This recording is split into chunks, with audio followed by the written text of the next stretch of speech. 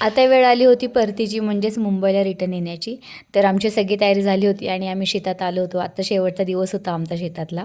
तर आम्ही सगळ्या भाज्या घेतल्या होत्या, म्हणजेच अ, आपल्या शेतातल्या भाज्या पॅकिंग करून मुंबईला आणणं, तर या गोष्टीची मज्जाच वेगळी होती.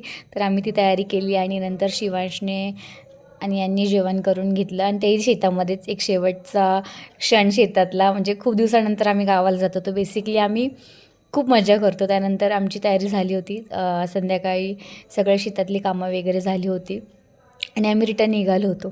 तर रिटर्न निघताच आमचा ब्रुनो आहे, तर आमच्या ब्रुनोला थोडंसं मी फिरवलं.